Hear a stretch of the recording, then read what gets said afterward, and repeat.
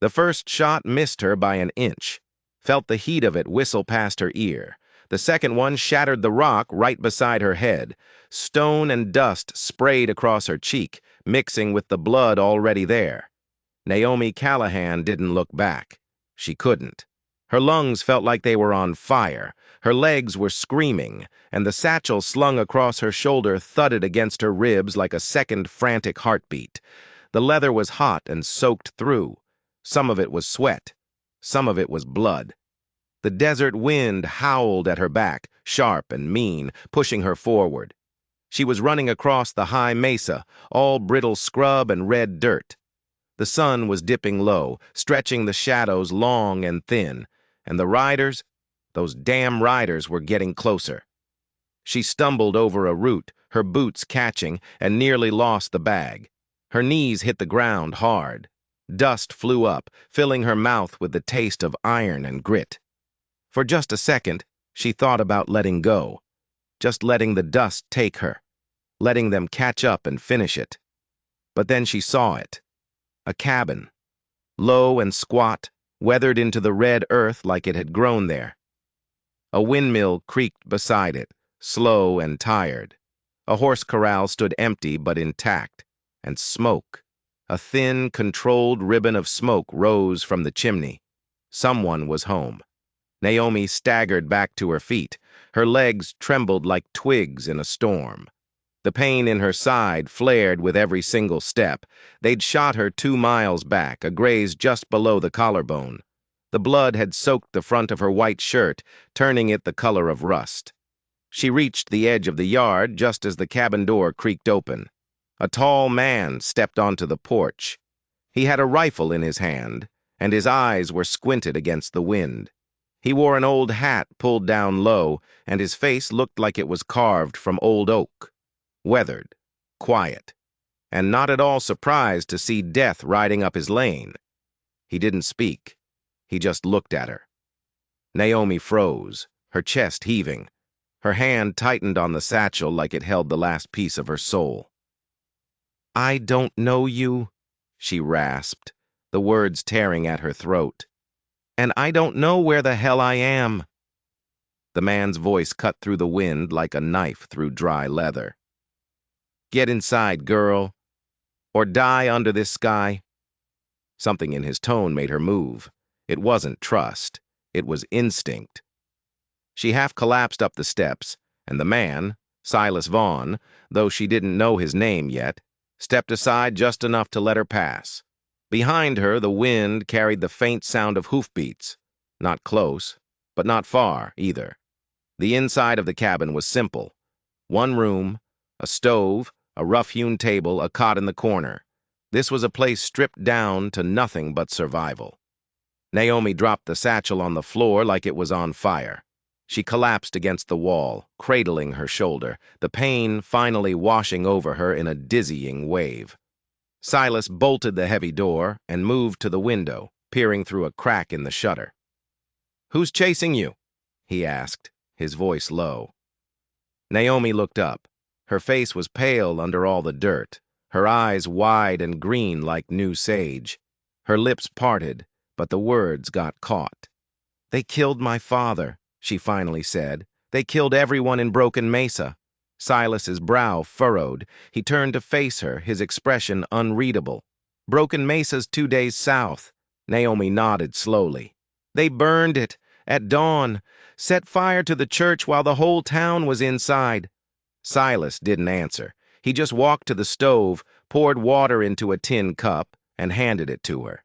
She drank without thinking. The water was warm, but it tasted like life itself. "What's in the bag?" he asked. Naomi hesitated. Her fingers hovered over the satchel like it might bite her. "Proof," she said. "Letters, contracts, orders, signed by people who never wanted to be seen." Silas's jaw worked behind his beard. "You rode through 2 days of hell for a bag of paper." "I rode for what they did to my town," she shot back. "I rode because I was the only one who could." Outside, the sun finally kissed the rim of the horizon. Long, dark shadows crept into the corners of the room. Silas checked his rifle. Loaded. Clean. Maybe 30 rounds. He looked at her again. You got a name? Naomi, she said. Naomi Callahan. He nodded once. Silas Vaughn. Another pause hung between them, thick and heavy. I didn't come here to die, Naomi said, more to herself than to him. Silas looked out the window again. Sometimes that's not up to us. The hoofbeats returned just before nightfall. Louder this time. Close enough to hear over the wind. Silas doused the lamp and motioned for her to get away from the window. 6 riders, he muttered, his voice tight. Maybe 7, all armed.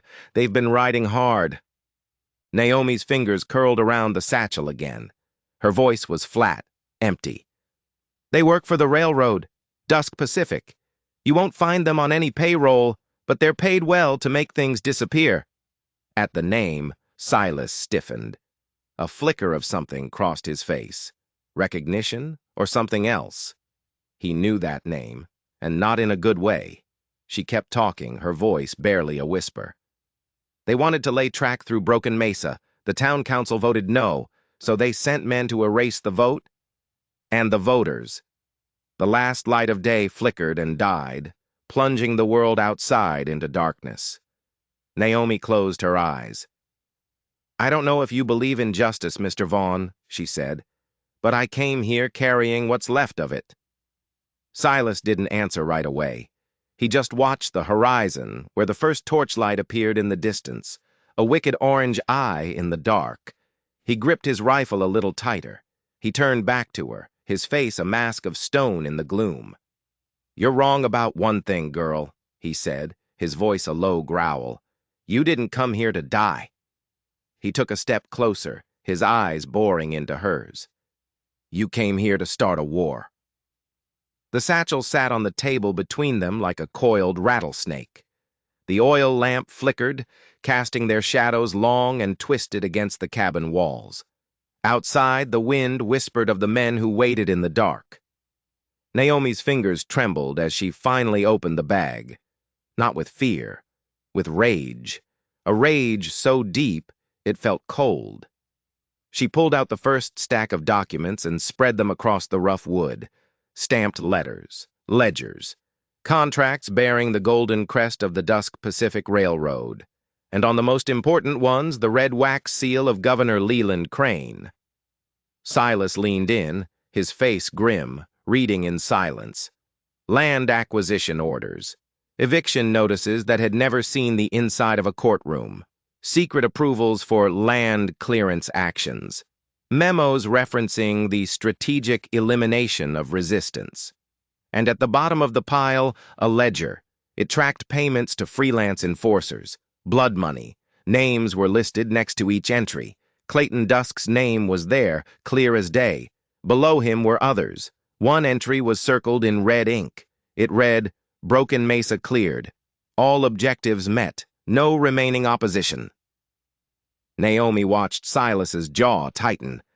They made it look like it never existed, she whispered. But I lived there. I bled there, and now I carry the parts they couldn't burn. Silas finally looked up. His voice was low, heavy. The governor signed their death warrants with a gold pen. He sounded disgusted but not surprised. He'd seen the rot for years. He'd just never seen it eat a whole town alive. Naomi sat back, her skin looking gray in the lamplight. My father was on the town council. When they refused the rail line, Dusk's men came. They offered protection. That was the last time anyone saw the marshal. Her eyes flicked toward the lamp's flame. Then the preacher went missing. Then 3 children died of a fever, but the doctor said his medicine bags had been stolen. Her voice cracked just once. They came at dawn. They laughed while they dragged us out of our homes. They shot the ones who ran, herded the rest into the church, and set it on fire. I was in the hills, she continued, her voice gaining a strange, hard edge. Gathering fever root for my father's cough. I saw the smoke.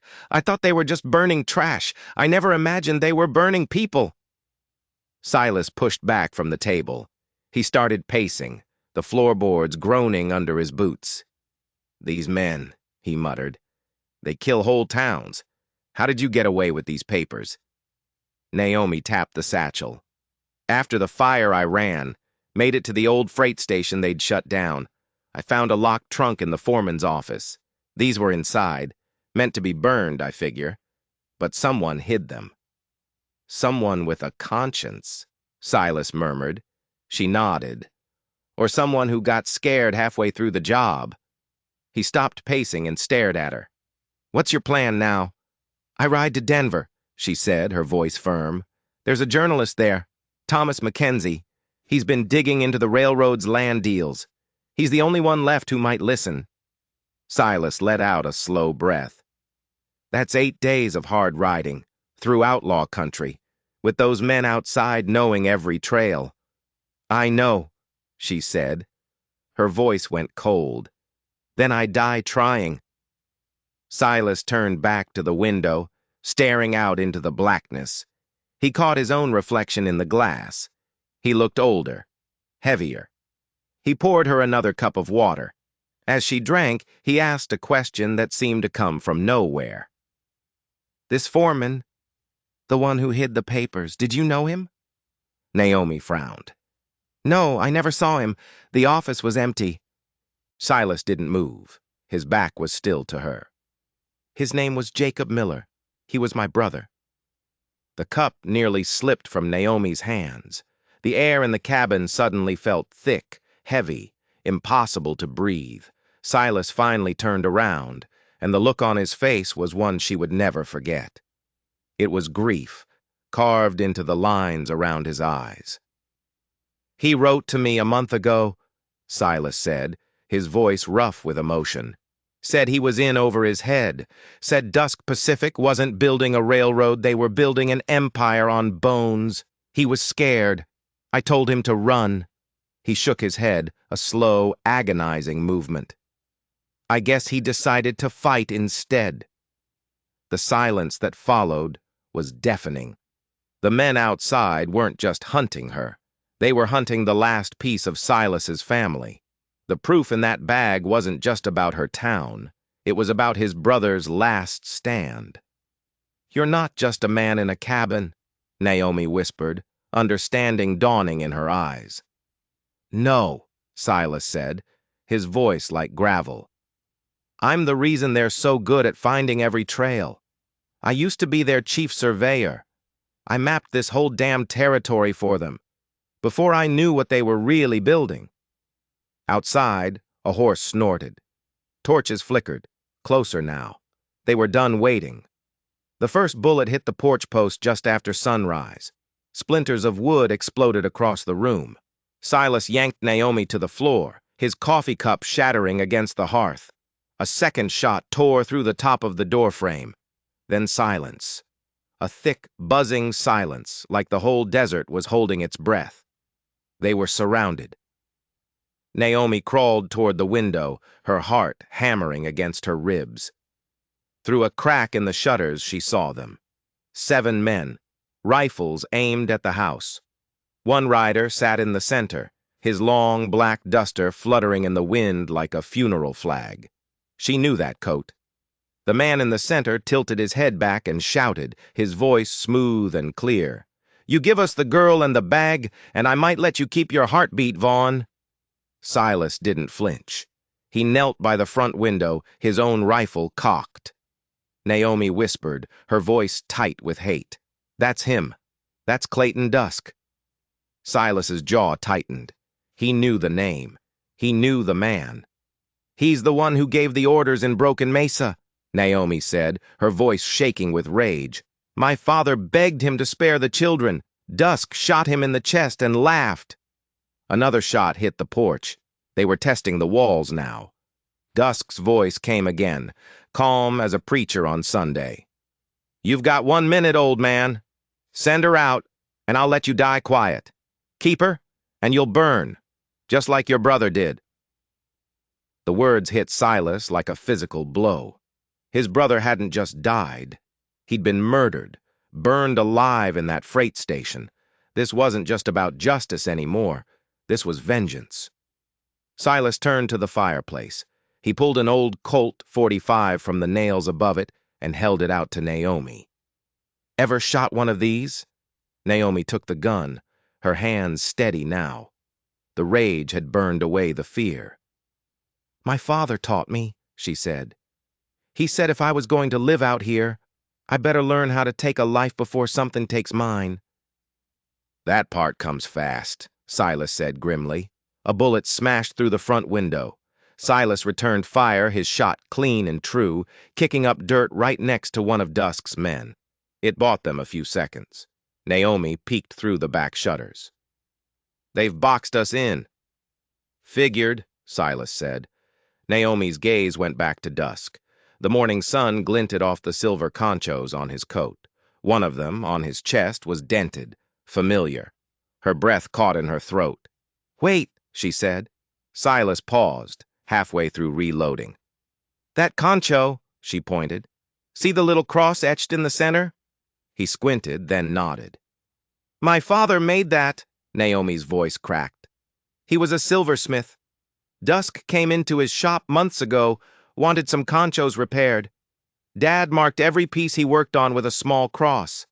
Said every man deserved a blessing, even if they didn't earn it."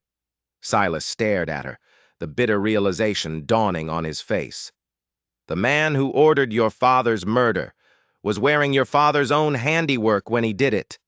A side window shattered. Silas fired, clipping a rider's shoulder. The man screamed and went down. Through the broken window, they could see thick smoke rising from the barn. They'd set it on fire. Silas's horse was inside.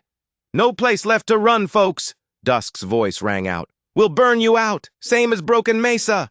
Silas pulled back a rug on the kitchen floor, revealing a trap door. "I've got a tunnel.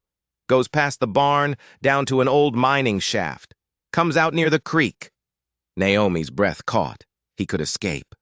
"No," Silas said, reading her mind. "You can." Before she could argue, another sound cut through the air. Hoofbeats. Fast. From the east, 3 riders crested the ridge, sunlight flashing on badges. Territorial marshals. Hope flickered in Naomi's chest for just a second. Then Clayton Dusk saw them too. He raised his hand and barked an order. "Kill them all! Make it look like a range war!" His men turned as one. The first marshal went down in a spray of blood. The second made it 10 more yards. The third died before he could even turn his horse. In seconds, all 3 were dead, their badges glinting uselessly in the dirt. They had just murdered federal lawmen in broad daylight. There was no going back now. Silas grabbed her, shoving the satchel into her arms. The game just changed. This was their chance to get away clean, but they're not running. They're digging in. He pointed at the dead marshals. "Why?" Then he looked at the satchel in her hands, and his eyes went wide. There was something else in there. Something they wanted even more than the papers. "What else is in the bag, Naomi?" he demanded. She looked down, confused. "Just papers? Ledgers?" He ripped the bag from her hands and dumped its contents on the floor. Amidst the documents, something small and metal clattered on the wood. It was a pocket watch, gold, intricately engraved. On the back, an inscription read, "To my dearest Leland, my rock, my love, Eleanor, Leland Crane, the governor." "This isn't just proof of his crimes," Silas whispered, his face pale. "This is proof of his presence. He was there. He watched them burn your town." This was the smoking gun, the one piece of evidence they would kill anyone to get back. Silas shoved the papers and the watch back into the satchel. "When the shooting starts again, you run, the tunnel. Don't stop. Don't look back. I won't leave you." "They're not after me anymore," Silas said, his eyes blazing. "Don't let my brother die for nothing. Or your father, or those marshals. Now go." He started firing, providing cover. Naomi scrambled for the trap door, her mind reeling. The governor hadn't just signed an order. He'd been there. He'd watched the flames. The truth wasn't just in a stack of papers, it was in the palm of her hand. The first thing Naomi felt in the tunnel was heat. Not desert heat. Fire heat. The cabin above her was already burning. She could hear the Winchester bark one last time, then a terrible final silence. She didn't let herself think what it meant. She clutched the satchel and ran, boots pounding against the dirt and rock of the narrow passage. Smoke began to creep in behind her. The fire was chasing her. The tunnel forked at an old well shaft, just like Silas had said. She turned left, her heart hammering. She could hear yelling from above. They'd found the hatch. A shape appeared ahead in the gloom. Naomi skidded to a stop, raising the Colt. A voice, low and steady, cut through the darkness. "We ain't just fighting to live. We're fighting for what they tried to erase." A woman stepped into the faint light of a hanging lantern. Her hair was braided, her clothes coated in red dust. Tula Gray Feather. "Tula!" Naomi gasped, relief washing over her. "I thought you were dead. In the fire." "Not yet," Tula said, her face grim. She gestured down the tunnel. "It's another 200 yards, but they'll have riders watching the creek bed. We need the other way." "There's another way?" "Sort of," Tula said. "But it smells worse." They backtracked into a side shaft that sloped down toward the root cellar of a collapsed trading post. Roots hung from the ceiling like dead fingers. "I saw the smoke from my ridge," Tula said as they crawled. "Recognized the fire pattern. Same as Broken Mesa. Same bastard flame." They emerged into a stone ruin half buried in a hillside. From there they could see the creek, the ridge line, and the men hunting them. "They're not spread thin," Tula muttered. "They're confident. That's bad." Naomi sat on a crate, breathing hard. "They killed 3 marshals. They don't care who sees them now." She opened the satchel, showing Tula the papers and the governor's watch. Tula's expression hardened as she read. Her fingers paused on a letter authorizing site clearance on tribal lands in the East Mesa sector. Her voice dropped to a whisper. "My father worked for the survey crew on East Mesa. He died of a snake bite the day after he filed a complaint about forced displacements." Naomi looked at her. "Then we've both got blood in this fight." "No," Tula said, her eyes like flint. "We've both got truth in it." A rider passed nearby. They ducked low until he was gone. Then Tula pointed toward a distant ridge where the silhouette of a ruined building stood against the sky. "There's one man who might still help." "Preacher up in the old mission ruins. Calls himself Reverend Boone." Naomi remembered the name. Her father had called him a man with gospel in his heart and gunpowder on his breath. "He's got an old Army telegraph line running to the Denver Post," Tula continued. "Hidden. If we get these papers to him, he can broadcast everything before they even know what hit them." Naomi stared at the mission. A preacher with his own telegraph line? "He used to be a captain in the Union Army," Tula explained. "Lost half his company in a federal betrayal. Now he fights his wars with words and wires." A shout echoed from the valley below. Too close. "We have to go," Tula said, standing. "Now!" Naomi strapped the satchel to her back. "What about Silas?" Tula's face was unreadable. "If he made it out, he'll find his way. If not—" She let the sentence hang in the air. They slid down a dry wash, avoiding the main trail. By late afternoon, they reached the edge of a box canyon. At the far end stood the abandoned mission, its bell tower leaning like a broken finger pointing at the sky. Inside the mission chapel, the air smelled of dried herbs and gun oil. A man stood in the candlelight, tall and lean with a wild white beard. His coat bore the faded stitching of a Union captain. Reverend Eli Boone looked up from his desk as they entered. His eyes were old, but they missed nothing. "I've been expecting you," he said, his voice a low rumble. He gestured to the satchel. "Word travels fast when the devil starts burning down churches." Naomi placed the bag on the old wooden altar. Boone's fingers rested gently on the worn leather. "Truth doesn't rot like bodies," he murmured, a strange fire in his eyes.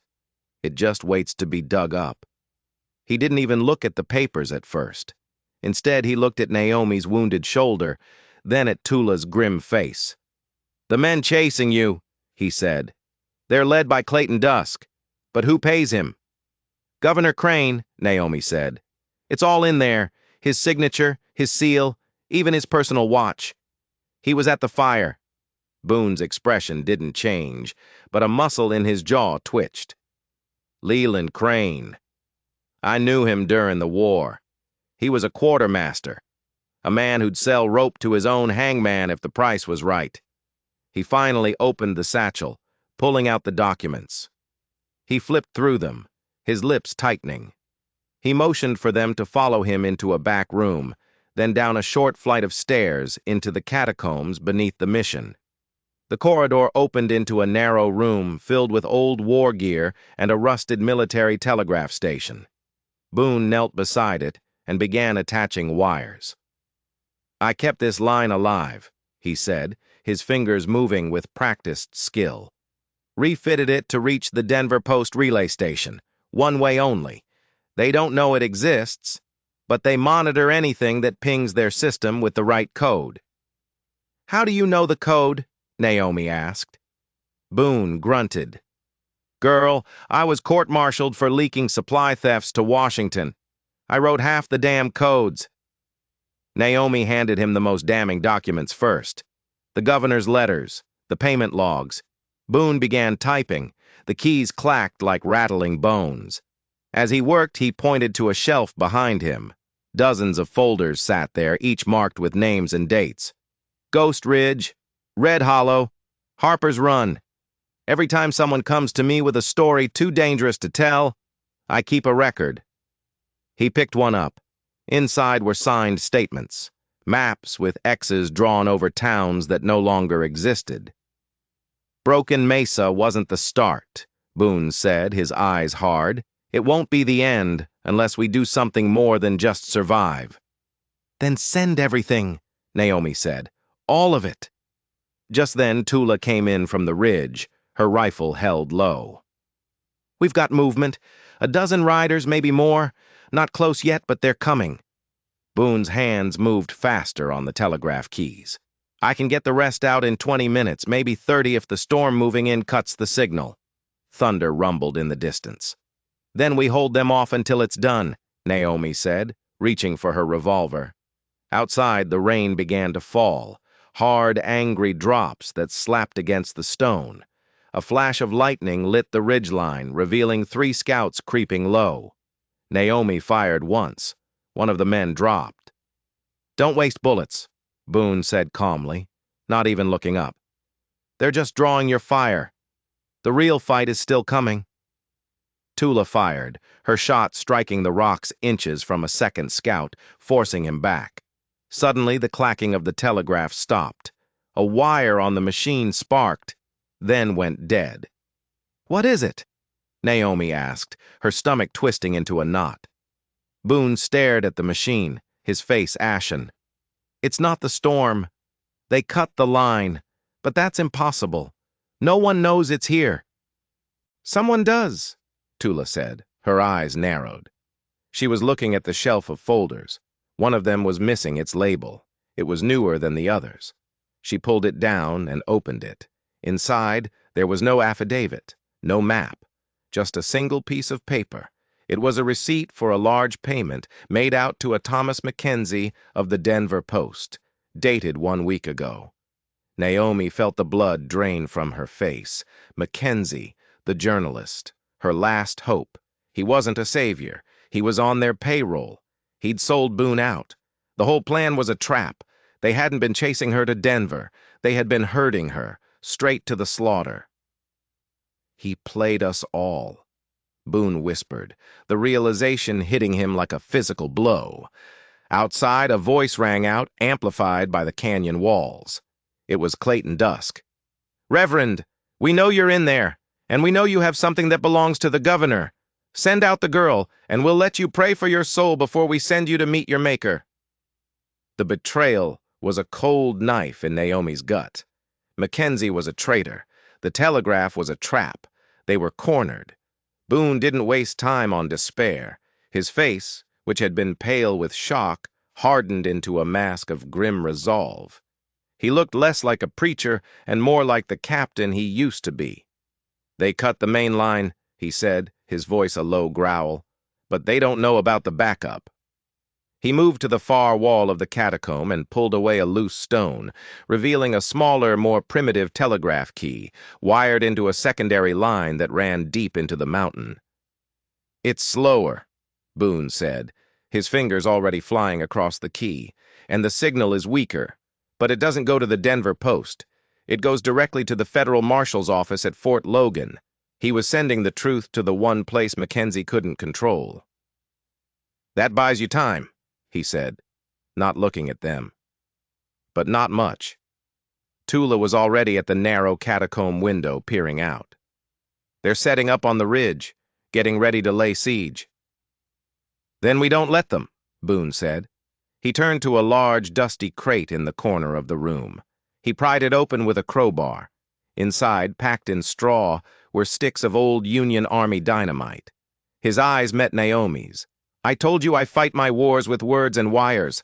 Sometimes you have to add punctuation." He handed a few sticks to Tula. "The north wall of the canyon. There's a narrow pass. It's unstable. A few well-placed charges will bring it down. It won't stop them, but it will slow them down. Force them to come through the front." "And you?" Naomi asked. "I'm going to finish my sermon," Boone said, a grim smile on his face. He kept tapping out his message, letter by agonizing letter. Tula nodded at Naomi. "Let's go." They slipped out through a hidden passage. The rain had turned the canyon into a river of mud. They climbed the slick rocks, Tula moving with a sureness that defied the storm. They placed the charges, lit the long fuses, and scrambled for cover. The explosion was deafening. Half the cliff face sheared away, crashing down into the pass in a massive rock slide. Dust and smoke filled the air. They had blocked the back door. When they got back to the mission, the gunfire had already started. Dusk's men were advancing on the chapel, using the old stone walls of the courtyard for cover. Boone was still at the telegraph, but he now had a rifle propped beside him. He fired through a slit in the catacomb wall, his shot echoing in the enclosed space. "The message is almost through," he yelled over the noise. "Just need another minute." Naomi and Tula took up positions, firing from the crumbling bell tower.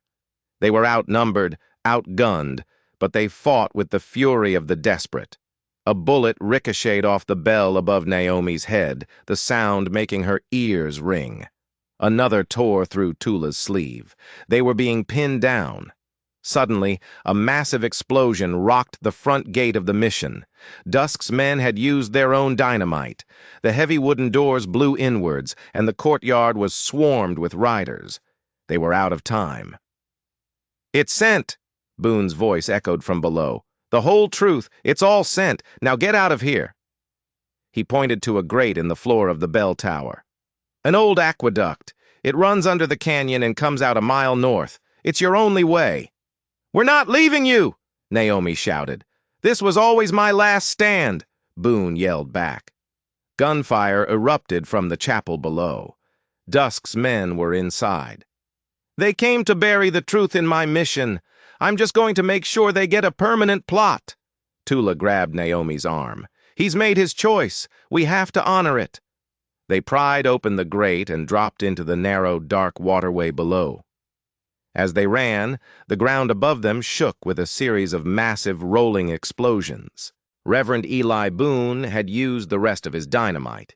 He hadn't just held the line, he'd turned his own tomb into a weapon. Naomi and Tula ran, the sound of the collapsing mission echoing behind them. The truth was out, but the war was far from over. The aqueduct was a cold, dark throat, swallowing them whole. They ran through ankle-deep water that smelled of stone and decay. Behind them, the thunder of the collapsing mission faded, replaced by the sound of their own ragged breaths. They emerged a mile north, covered in grime, soaked to the bone, into a world washed clean by the rain. Their horses, which Tula had hidden in a ravine, were still there. There was no time to rest, no time to grieve for Boone. They rode hard, pushing north toward the Colorado border, toward Denver. But dusk was relentless. By dawn, they spotted his riders. Not the main group that had been caught in Boone's final act, but a smaller, faster tracking party. Led by Dusk himself. He must have anticipated a trick. "He's cutting us off from the main pass," Tula said, her voice tight. She pulled out a worn leather map. Old Apache trail markings layered with military notations. "My uncle's map. There's another way. A box canyon. It's dangerous, but they won't expect it." They veered off the trail into a maze of red rock and twisted juniper. Naomi was losing blood again, the wound in her shoulder throbbing with a dull, persistent fire. But she refused to slow down. By late afternoon, they reached the final rise before the Colorado border. The desert faded behind them, replaced by green hills. Hope, fragile and tentative, began to flicker in Naomi's heart. Then the shot rang out from the rocks above. Naomi's horse screamed and went down. She was thrown clear, landing hard on her injured shoulder. Pain, white-hot and blinding, shot through her. Tula fired back instantly, dropping one of the ambushers, but there were too many. They were pinned down. Naomi scrambled for the satchel. The papers and the governor's watch spilled across the mud. She gathered them up, her hands shaking. Another shot. Tula cried out and dropped to one knee, blood seeping from a wound in her side. "Go!" Tula growled, shoving her rifle into Naomi's hands. "Go now!" "I won't leave you," Naomi cried. "You will!" Tula snapped, her eyes blazing. "Because the truth doesn't ride itself to Denver," a voice echoed from the rocks. Clayton Dusk, calm, smooth, too close. "Nowhere left to run, Miss Callahan." "You ride now," Tula whispered fiercely, "or we both died for nothing." Naomi met her eyes. In them she saw fire. She saw history. She saw every soul from Broken Mesa. She grabbed the satchel, mounted Tula's horse, and rode. She didn't look back. She just rode, the gunfire echoing behind her, pushing her forward until she crossed into Colorado at a full gallop. She reached the southern edge of Denver near midnight, a ghost of a girl held together by pure will. At the Denver Post, she didn't wait for introductions. She stumbled into the main office, threw the satchel onto a desk, and collapsed. She woke hours later on a cot. Her shoulder was bandaged. Thomas Mackenzie, the journalist, sat nearby, the documents spread out before him. "You've brought the war to my doorstep," he said, his face pale. "It was already here," Naomi rasped. "You just didn't smell the smoke." He looked from the papers to her, then back again. This is enough to hang a governor." He seemed nervous, his hands trembling slightly. But he was a newsman.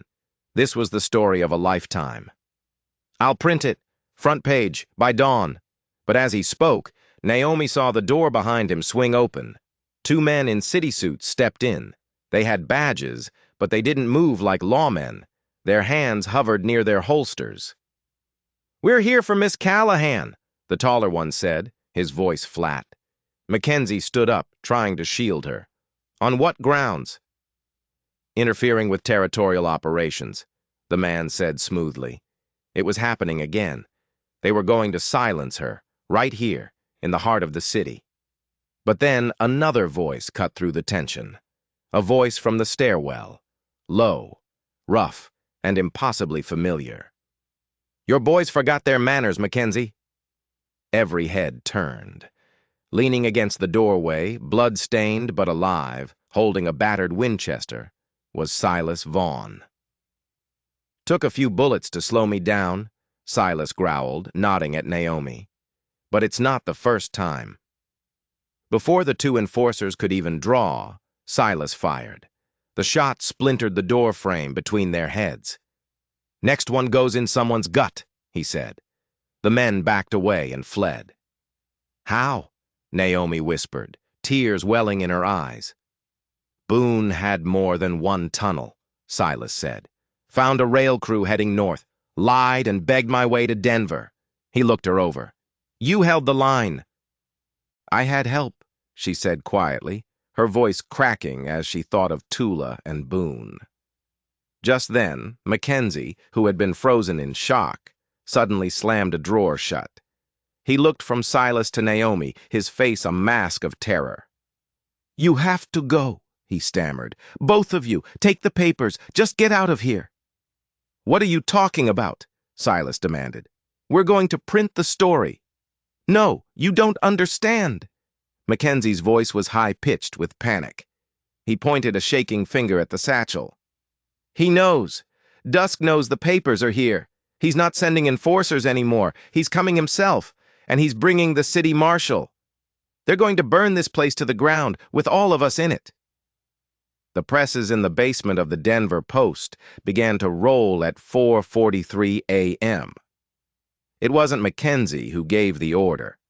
The journalist had lost his nerve, convinced they were all about to die. It was Naomi. While Silas stood guard at the front door, Winchester ready, Naomi had gone down to the press room. She faced the grizzled, ink-stained printers, men who had seen it all. She didn't plead. She didn't bargain. She just laid the governor's watch on the table and told them about the church in Broken Mesa. That was enough.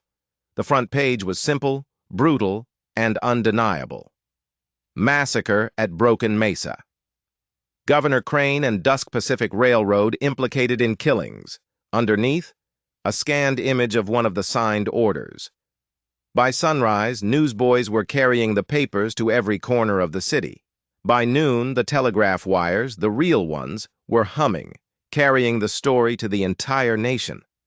Naomi stood outside the press room, watching the papers stack up like bricks in a new wall of truth. Silas stood beside her. "You think this will be enough?" she asked. "No," he said, his eyes on the horizon. "But it's a damn fine start." As the city began to stir, a crowd gathered outside the newspaper building. Not a mob, just people, reading, their faces shifting from disbelief to quiet, simmering anger. Then they came. A dozen uniformed city marshals, led by a hard-faced man with a silver star.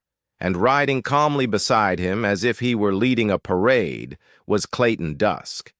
They were here to seize the press and arrest Naomi and Silas for sedition, but the crowd didn't part for them. The people just stood there, holding their newspapers, their faces grim. They formed a silent human wall. The city marshal ordered them to disperse. No one moved. Dusk sneered, reaching for his pistol. But before he could draw, another group of riders appeared, coming up the street fast. These weren't city marshals. They wore the badges of the U.S. Marshals, and they were armed for war. At their head was a woman, her arm in a sling, her face bruised but resolute. Tula Greyfeather. She had survived. After Naomi left, she had fought until she collapsed, and had been found by the very federal marshals Boone had summoned with his last message. They had put the pieces together. They had followed the trail to Denver. "Clayton Dusk," Tula's voice rang out, clear and strong. "By the authority of the federal government of the United States, you are under arrest for the murder of federal officers and the massacre of the citizens of Broken Mesa." Dusk looked from the federal marshals to the silent crowd, and he knew. He was trapped. The fire he had started had finally surrounded him. The trial was a formality. The evidence was overwhelming. Governor Crane was impeached and indicted. The senior officials of Dusk Pacific were sentenced to life in federal prison. Clayton Dusk was sentenced to hang. 3 months later, Naomi stood on a quiet hill overlooking the empty space where Broken Mesa used to be. Silas was buried back at his ranch. Tula was helping to organize a new tribal council, using the seized railroad assets to fund schools and clinics. The story of Broken Mesa didn't rebuild the town.